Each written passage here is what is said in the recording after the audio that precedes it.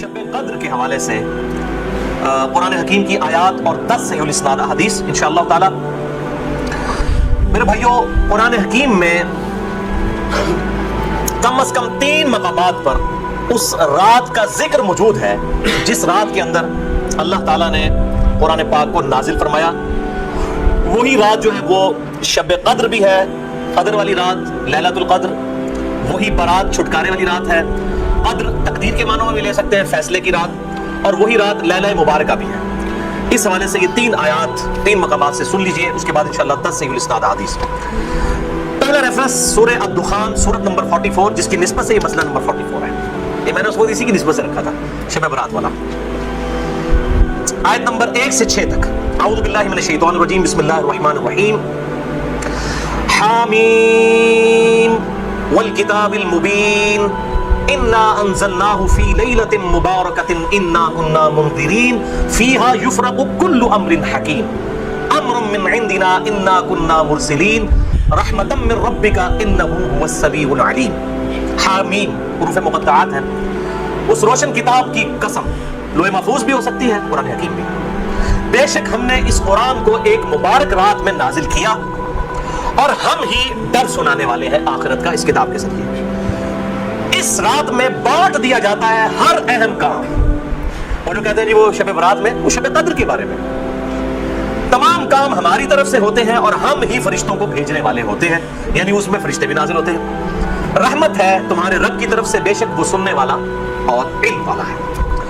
اچھا، اب ظلم یہ کیا گیا، انہوں نے کہا یہ جو ہے وہ شب برات کے بارے میں آیات ہے، اندازہ کریں.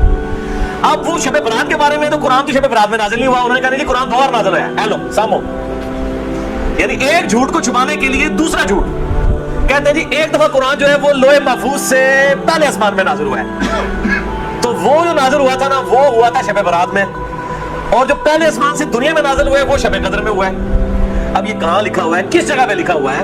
ایون جو آپ روایتیں بھی صحیح پیش کرتے ہیں شب برات کے حوالے سے، ان میں بھی یہ موجود نہیں ہے کہ اس کے اندر قرآن نازل ہوا ہے. لیکن ایک جنہوں کہتے ہیں چھڑ دیتی ہے سنبھالو، تو بات مشہور کر دیتے ہیں، حالانکہ اس کی کوئی اصل نہیں ہوتی ہے.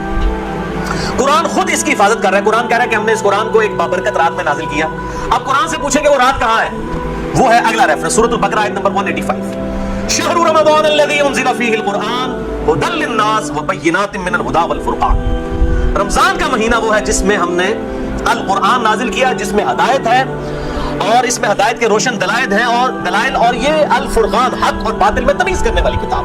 فائنل ٹیسٹمنٹ ہے، اس اولڈ ٹیسٹمنٹ اور نیو ٹیسٹمنٹ کے بعد یہ فائنل ٹیسٹمنٹ. تو اب اگر وہ رات رمضان کے مہینے میں ہے تو وہ پھر شب برات وہ والی نہیں ہوگی. شب برات جو ہے وہ شب برات، شب قدر ہی شب برات ہے، یہی شب مبارکہ ہے. تیسرا ریفرنس قرآن حکیم کی مکمل سورت ہے، سورۃ القدر، سورت نمبر 97 پارہ نمبر 30 میں. انا انزلناه فی لیلۃ القدر، بے شک ہم نے اس قرآن کو تقدیر کے فیصلوں والی رات میں نازل کیا. وما ادراک ما لیلۃ القدر، اور تمہیں کیا ادراک ہے، تمہیں کیا پتا کہ یہ لیلۃ القدر کیسی رات ہے. لیلۃ القدر خیر من الف شہر، یہ وہ رات ہے جو کہ 1000 مہینوں سے افضل ہے.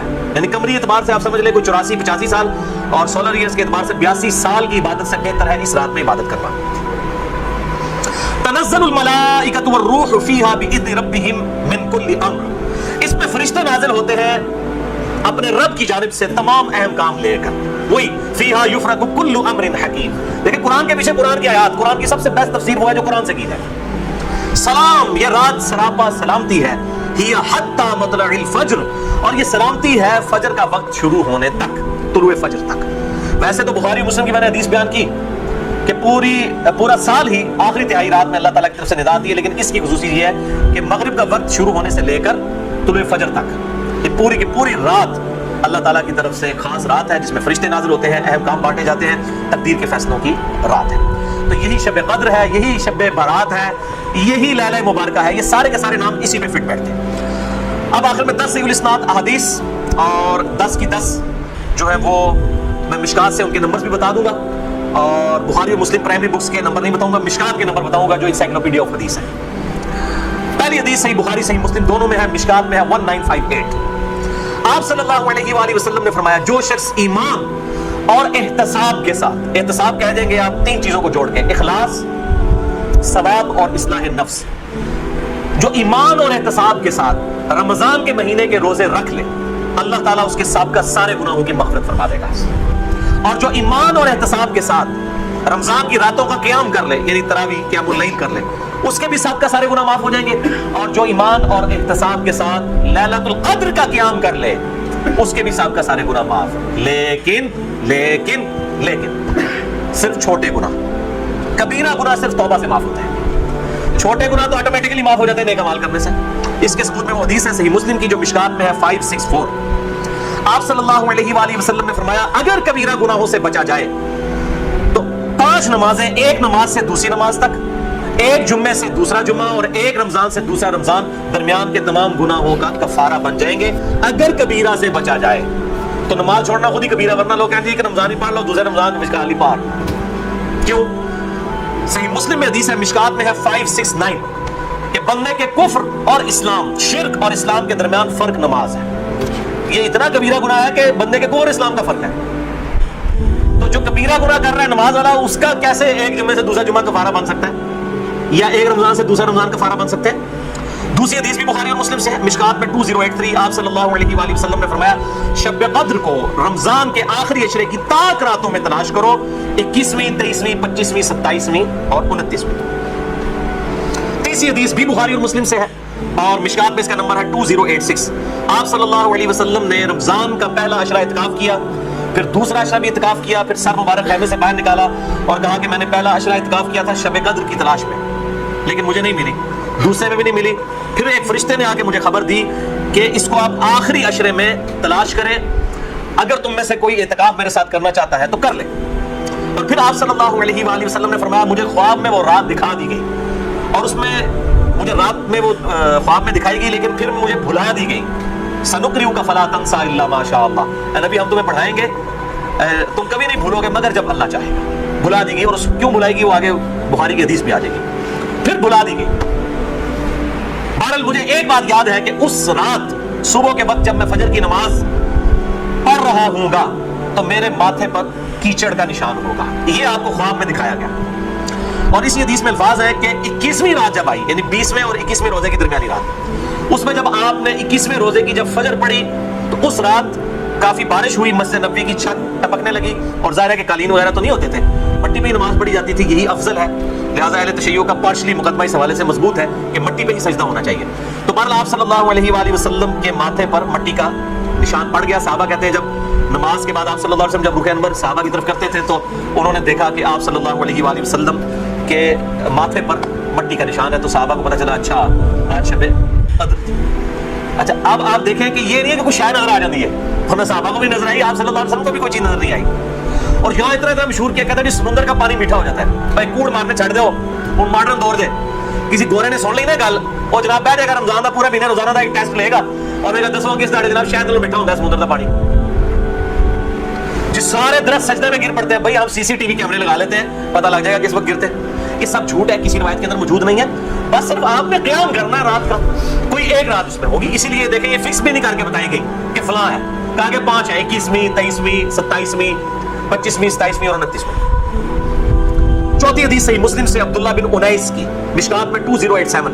اس میں بھی یہ پورا واقعہ، لیکن اس میں الفاظ یہ ہے، دوسرے صحابی کہتے ہیں کہ وہ 23ویں شب تھی. ابو سعید خدری کہہ رہے ہیں وہ 21ویں تھی کیچڑ والی، اور عبداللہ ابن انیس کہہ رہے ہیں وہ 23ویں تھی. لیکن یہی دو اختلاف آ گئے. تو وہ 21ویں بھی ہو سکتی ہے، 23ویں بھی، 25ویں بھی، 27ویں بھی. اور اس کی حکمت کیا ہے بدلنے کی میں بات بتاتا ہوں. تو یہ شب قدر کے حوالے سے ایک دعا بھی بڑی مشہور ہے، اللہم انک عفو تحب العفو فاعف عنی. یہ روایت مشکات میں بھی موجود ہے 2091 اور جامع ترمذی اور سنن ابن ماجہ میں موجود ہے، لیکن یہ روایت منقطع ہے. وہ تابعی جو ہے عبداللہ بن بریدہ، اس کا سماع اما عائشہ سے ثابت نہیں ہے. شیخ البانی سے حسن درجے تک پہنچاتے ہیں. بہرحال دعا کے بارے میں میرا موقف یہ ہے، چاہے کوئی ضعیف روایت بھی ہو، اگر کوئی دعا کے طور پہ اسے کر لے تو میں اس کے اوپر کوئی فتوی والا معاملہ نہیں کرتا. امام دارقطنی نے بھی یہ بات لکھی ہے کہ یہ منقطع روایت ہے، اللہم انک عفو تحب العفو فاعف عنی. پانچویں حدیث صحیح مسلم سے ہے، مشکات میں ہے 2088. سیدنا ابی ابن کعب کو کسی نے بتایا کہ عبداللہ ابن مسعود کہتے ہیں رضی اللہ تعالیٰ عنہ کہ جو شخص روزانہ آخری پہر جاگے گا تہجد کے وقت تو وہ شب قدر پا لے گا. اب یہ دیکھیں کہ روزانہ جو جائے گا ظاہر وہ پا ہی لے گا.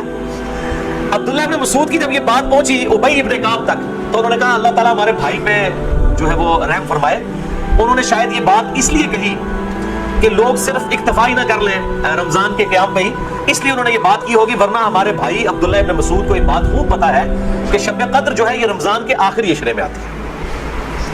اور پھر انہوں نے کہا کہ میں اللہ کی قسم اٹھاتا ہوں کہ شب قدر جو ہے وہ 27ویں رات ہے، اور تابعی کہتے ہیں کہ انشاءاللہ کے بغیر قسم کھائی، کیونکہ اگر آپ انشاءاللہ کے ساتھ قسم کھائیں نا تو وہ قسم ڈاؤٹ فل ہوتی ہے کہ اگر اللہ نے چاہا تو۔ انشاءاللہ کے بغیر قسم کھائی جاتی ہے تو کنفرم ہوتا ہے کہ وہ بات ڈیفینیٹ کر رہا ہے، کرنے والا واقعی قسم کھا رہا ہے۔ تو پھر پوچھا کہ آپ کو کیسے پتا ہے کہ 27ویں ہے؟ انہوں نے کہا اس لیے کہ آپ صلی اللہ علیہ وآلہ وسلم نے ہمیں نشانی بتائی ہے کہ اس رات جب سورج صبح کے وقت طلوع ہوتا ہے تو بغیر شعاعوں کے ہوتا ہے، یعنی بالکل ٹکیاں نکلتی ہے، اور ویسے تو عموماً ویسے بھی ٹکیاں نکلتی ہے لیکن وہ شاید زیادہ دیر تک کے لیے ٹکیاں رہتی ہے۔